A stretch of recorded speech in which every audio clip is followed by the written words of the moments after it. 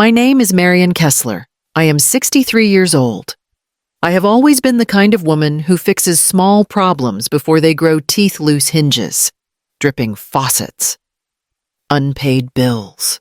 So when my son Ethan left his phone on the counter, the screen cracked and unreadable. I thought I was helping when I carried it to Whitman's Repair on King Street. The shop smelled faintly of dust and solder. Kevin Whitman, who had once been Ethan's Little League coach, greeted me with his usual easy grin. "Just a screen replacement," I said, sliding the phone across the counter. "He's been too busy to take care of it." Kevin nodded, opened the casing, and frowned. His hands stilled. "Marian, whose phone did you say this was?" "My son's," I replied. "Why?" He lowered his voice. "You should cancel your credit cards and change your locks tonight." The air left my lungs. "What are you talking about?" He turned the phone so I could see the display. There, under a folder labeled Plans, were scheduled messages and drafts, my full name, my address, and a note titled Move Out Timeline. One line was highlighted in yellow Reset Mom's bank login. Realtor call. Final transfer by June. I stared at the glowing words, the hum of the shop pressing against my ears. Kevin whispered, "I'm sorry, Marian, but you need to be careful." I walked out clutching Ethan's phone, the screen still cracked, but the damage suddenly much deeper. Driving home with Ethan's phone on the passenger seat, I kept glancing at it as though it might explain itself. The screen, now repaired and shining, reflected the sunlight like nothing had ever been wrong. I remembered another day long ago, when Ethan was 10. He had built a birdhouse for his father's birthday crooked nails, uneven paint, but done entirely by his own hands. When his father died 15 years later, it was Ethan who helped me sort through the boxes in the attic, who stayed up all night fixing the old boiler so I would not have to call a stranger.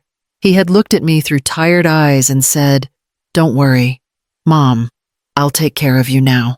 That promise had become a kind of prayer I whispered to myself when the house grew too quiet. I told friends how lucky I was to have such a devoted son. I believed it with all my heart until this morning.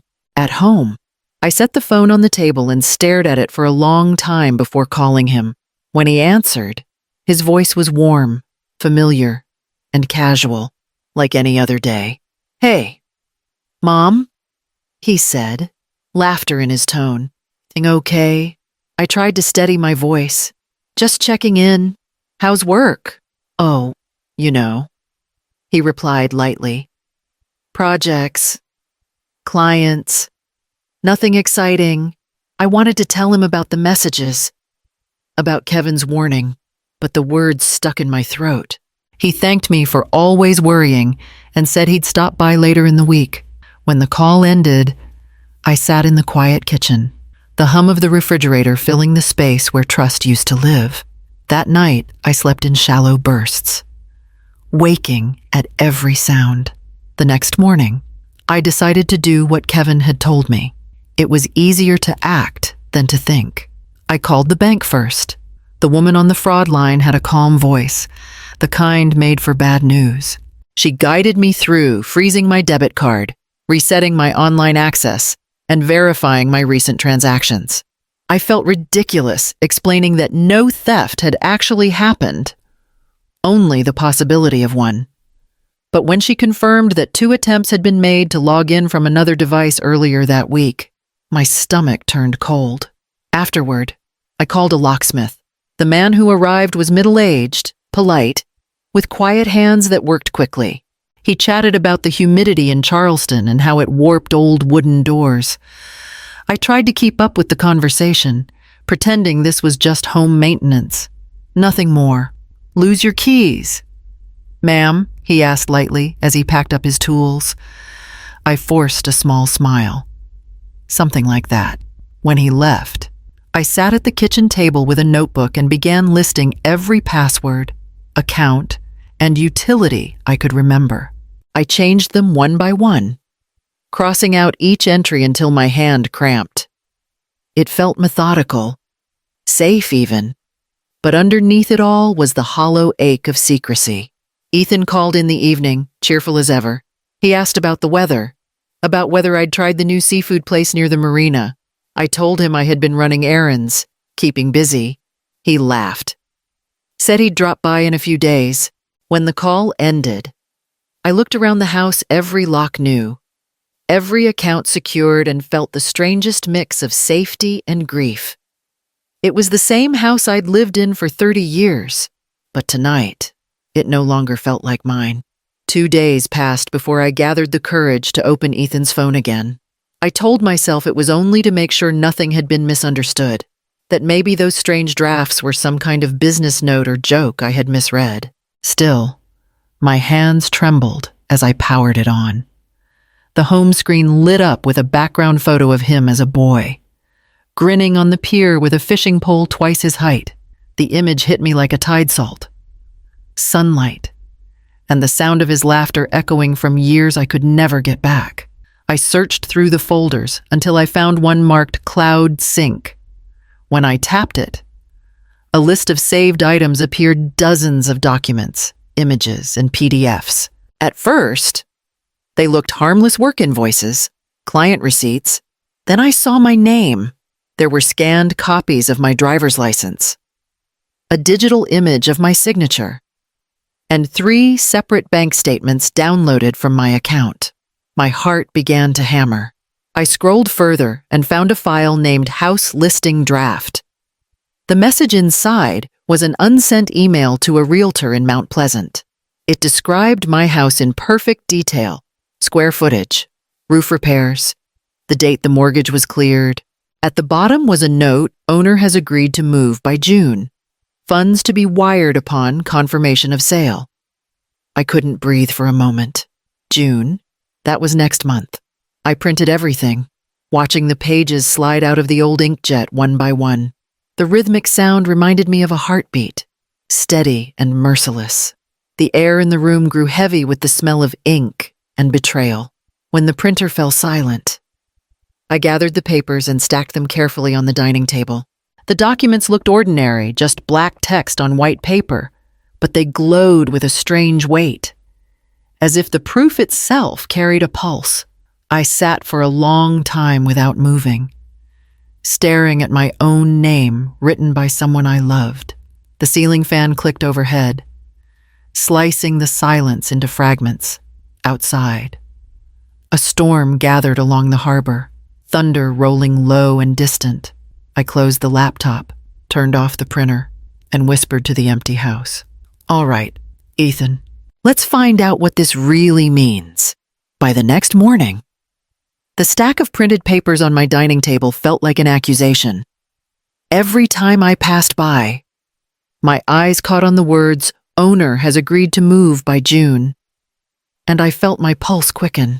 I needed someone to tell me what to do, someone who could see this without the fog of love clouding every thought. That afternoon, I drove downtown to the branch office of Coastal Union Bank. My friend, Nora Bennett, worked there, a woman I had shared 30 years of coffee breaks and school budgets with when we were both treasurers for the district. She had always been sensible, the kind of person who believed in systems and consequences. She greeted me with a surprised smile that faded when she saw my face. "Marion, what's happened?" in her small glass office. I spread the pages across her desk. Nora adjusted her glasses and read each one slowly, the room filling with the soft hum of the air conditioner. When she finally looked up, her eyes were steady but sad. "This isn't a misunderstanding," she said quietly. "These are transfers, property notes, and your identity documents. Whoever did this has access to your financial life. Whoever," I repeated, the word bitter on my tongue. Nora folded her hands. "You need to file a fraud report and probably a police statement. If you act now, we can protect your accounts before anything worse happens." I nodded, but my throat closed around the words. Reporting Ethan meant something would change forever. He would know I no longer believed him. He would see me not as his mother, but as his accuser. Nora leaned forward, her voice gentle but firm. I know what you're thinking, but protecting yourself isn't betrayal. Marion, it's survival. We filled out the paperwork together. My signature felt heavy. Every letter a small fracture of trust. When we were done, Nora placed her hand over mine. You've done the right thing, she said. Outside, the sky was a flat gray, the air thick with the scent of rain. I sat in the car, gripping the steering wheel, realizing that doing the right thing had never felt so much like losing something I couldn't replace. Sleep had become a shallow, fragile thing. Every sound outside the rustle of the palm trees, the passing cars on East Bay Street made me stir. That night, the air was heavy and wet, the kind that presses against your skin. I had fallen asleep on the couch, with the television murmuring low when my phone vibrated against the coffee table. The clock read 12:17 in the morning. For a moment, I thought it was another scam message, one of those fake alerts banks warn you about. But the notification carried the unmistakable tone of my own banking app. Suspicious transaction attempt transfer of $12,000 declined. My body went cold. I opened the app, my hands trembling. There it was. A pending request for $12,000 from my checking account attempted through online access under my name. The status line read, flagged and frozen due to security lock. I just sat there staring, watching the spinning circle beside the word blocked. The proof I had spent days dreading was now right in front of me. Every quiet warning, every uneasy thought had led to this glowing rectangle of truth. Then, another vibration. A new message appeared not from the bank, but from Ethan's number. It was scheduled. The timestamp showing it had been queued hours earlier. Use Mom's key tonight. The breath caught in my throat. I read it again and again, hoping I was mistaken, that maybe Mom meant something else, someone else. But the chill that ran through me told a different story. I stood and checked the doors, every lock newly installed, each bolt turned tight. My reflection in the glass of the back door looked like a stranger, someone older, smaller, and infinitely tired.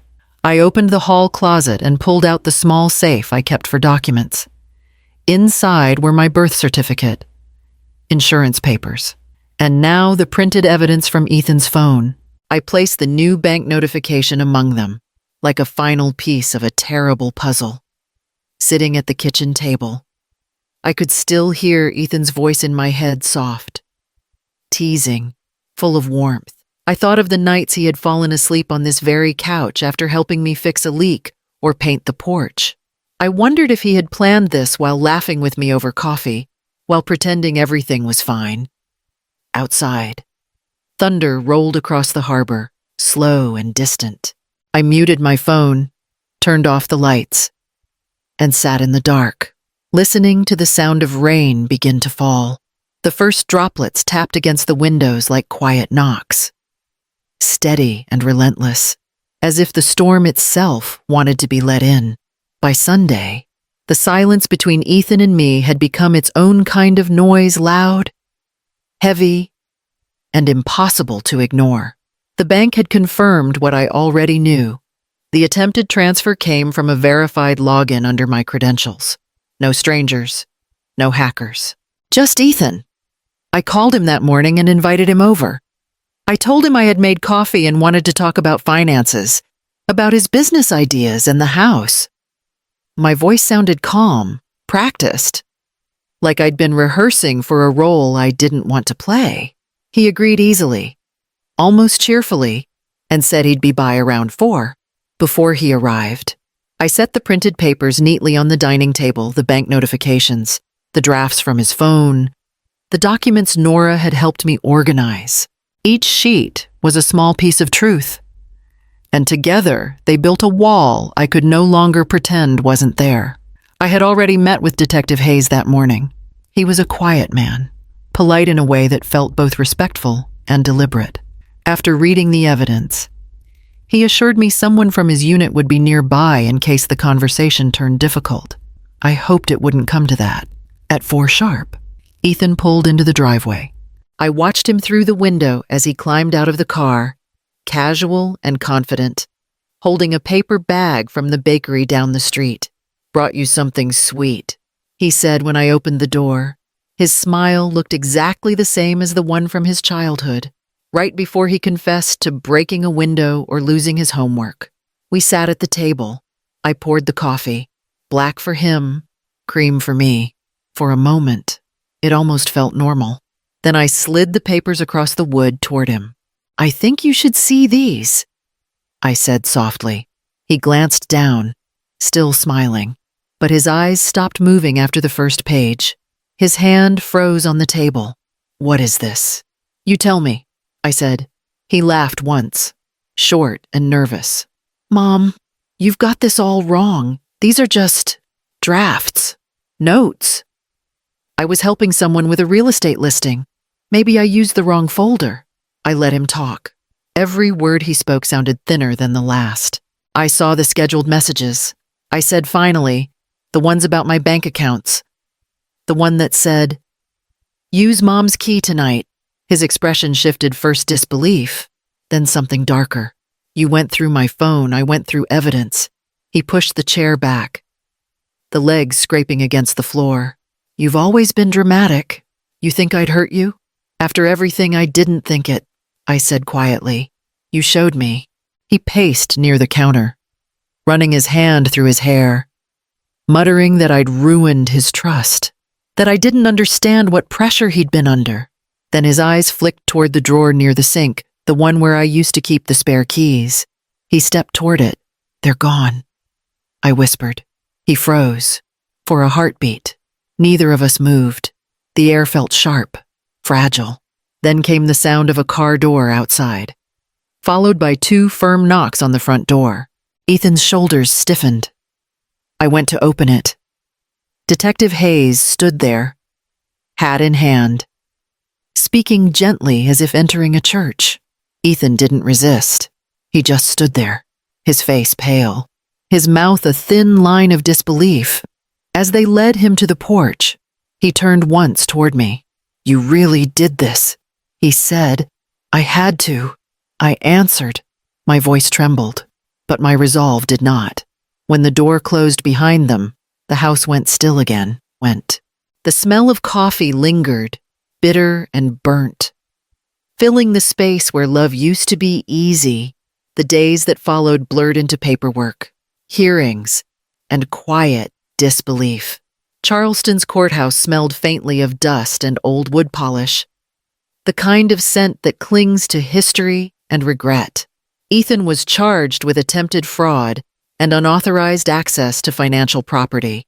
His attorney argued that no money had been successfully stolen, that his actions were born of desperation, not cruelty. The court accepted a plea for counseling, restitution, and 2 years of probation. No prison sentence. I sat through every proceeding, my hands folded tightly in my lap. When they called me to testify, I stood on legs that felt made of glass. My voice shook at first, but steadied as I described what I had found: the messages, the transfers, the evidence I could no longer deny. I did not look at Ethan while I spoke. When it was over, the judge thanked me for my courage. The word landed oddly, like something meant for someone else. Courage, I thought, was what mothers were supposed to have when their children were small and frightened, not when they had to stand against them. Outside the courthouse, the sunlight was harsh, too bright against the white stone. I walked to my car alone, holding the verdict in my hand like a weight I could neither drop nor carry. Justice had been served, they said, but justice felt a lot like grief. Months passed before I saw Ethan again. The leaves had turned gold along the harbor road, the air softer than it had been in years.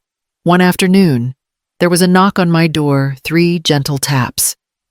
Hesitant, like someone unsure they should be there. He stood on the porch, thinner, his eyes darker. The storm that had once filled our house now lived quietly behind his face. "I'm sorry, Mom," he said, the words fragile as glass. "For everything." I didn't know how to stop myself once it started. I let him inside. The air between us felt fragile, balanced on memory.